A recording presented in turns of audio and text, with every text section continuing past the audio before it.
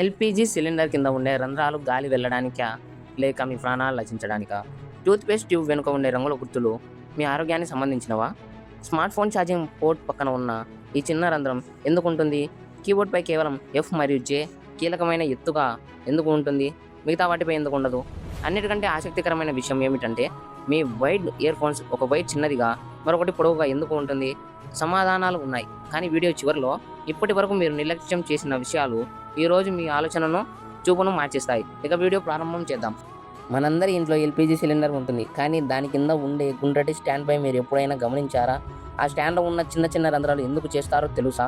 నిజానికి సిలిండర్ ఎక్కువ కాలం నిలువపై ఉన్నప్పుడు దాని కింద తేమ లేదా నీరు చేరవచ్చు. ఈ తేమ లోపలికి ఉండిపోతే సిలిండర్కు తుప్పు పట్టే ప్రమాదం ఉంది. కానీ ఈ రంధ్రం వల్ల గాలి లోపలికి బయటికి వెళ్తూ ఉంటుంది. దీనివల్ల కింద తేమ నిలవదు, సిలిండర్ సురక్షితంగా ఉంటుంది. అంతేకాక ఎప్పుడైనా సిలిండర్ కింద నుండి స్వల్పంగా గ్యాస్ లీక్ అవుతుంటే ఈ రంధ్రాలు గ్యాస్ బయటకు వెళ్ళడానికి మార్గం ఇస్తాయి. అంటే స్టాండ్ గ్యాస్లో జమ కాకుండా పేలుడు లేదా ఒత్తిడి పెరిగి ప్రమాదాన్ని తగ్గిస్తుంది. మీ ఇంట్లో హెచ్పి గ్యాస్ ఉందా లేదా ఇండియన్స్లో ఉందో కామెంట్ చేయండి. మీ స్మార్ట్ ఫోన్ కింద ఛార్జ్ పోర్ట్ పక్కన చిన్న రంధ్రం చూడలేదా? చాలామంది ఇది డిజైన్లో భాగం అనుకుంటారు, కానీ దీని పని చాలా ప్రత్యేకమైనది. ఇది నాయిస్ క్యాన్సలేషన్ మైక్రోఫోన్. మీరు ఫోన్ మాట్లాడుతున్నప్పుడు చుట్టూ ట్రాఫిక్, గాలి లేదా జనశబ్దాలు ఉంటే ఈ మైక్ ఆ శబ్దాన్ని గ్రహించి ఫోన్ దాని తీవ్రతను తగ్గిస్తుంది. దీనివల్ల అవతలి వ్యక్తికి మీ గొంతు స్పష్టంగా వినపడుతుంది. ఎవరైనా కళ్ళు తెరిచి తుమ్మడం మీరు ఎప్పుడైనా చూసారా? లేదు కదా. మరి తుమ్మినప్పుడు మన కళ్ళు ఎందుకు మూసుకుంటాయో ఆలోచించారా? తుమ్మడం అనేది మన శరీరంలో ఒక ఆటోమేటిక్ రిఫ్లెక్షన్. మనం తుమ్మినప్పుడు శరీరంలో తీవ్రమైన ఒత్తిడి పెరుగుతుంది. కళ్ళు తెరిచి ఉంటే ఆ ఒత్తిడి కళ్ళ నరాల మరియు రెటీనాపై ప్రభావం చూపుతుంది.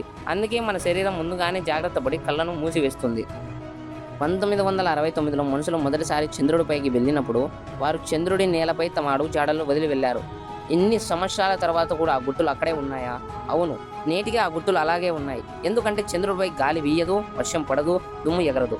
కాబట్టి ఒక్కసారి పడిన గుర్తు ఏళ్ల తరబడి అలాగే ఉంటుంది. నీల్ ఆర్మ్స్ట్రాంగ్ 1969లో వేసిన అడుగు గుర్తులు నేటికి అలాగే ఉన్నాయి.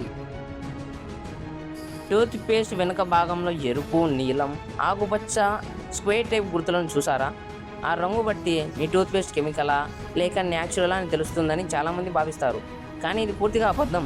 అది ప్యాకింగ్ మిషన్ కోసం ఇచ్చే సిగ్నల్ కోడ్ మాత్రమే.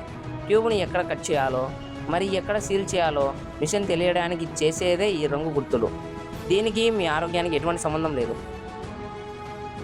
పాత క్రెడిట్ కార్డులపై అంకెలు ఎత్తుగా ఉండేవి, కానీ ఇప్పుడు నేరుగా ప్రింట్ అయి వస్తున్నాయి. ఎందుకో తెలుసా? పూర్వం కార్డు వివరాలు పేపర్పై ప్రింట్ చేయడానికి ఇంప్రింట్ మిషన్ వాడేవారు. అందుకోసం అంకెలు ఎత్తుగా ఉండేవి. ఇప్పుడు చిప్ NFC సాంకేతిక రావడం వల్ల కార్డును జస్ట్ టచ్ చేస్తే సరిపోతుంది. తక్కువ ధరకు దొరికే లోకల్ బ్రాండ్ తాళాలు ఒకే రకమైన కీస్తో తయారవుతాయి. దీనిని కీయాయిడ్ ఐలైక్ లాక్స్ అంటారు.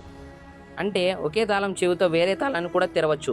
కాబట్టి చౌక తాళాలు కొనేటప్పుడు భద్రత గమనించండి.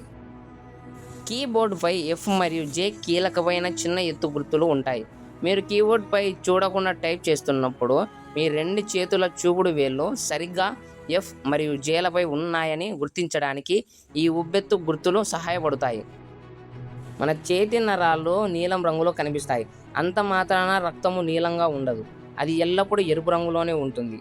వెలుతురు చర్మంపై పడినప్పుడు నీలం రంగు కాంతి తరంగాలు తక్కువ దృశ్యం కలిగి ఉండి ఎక్కువ వికేంద్రణ చెందుతాయి. అందువల్ల నరాలు నీలం రంగులో కనిపిస్తాయి.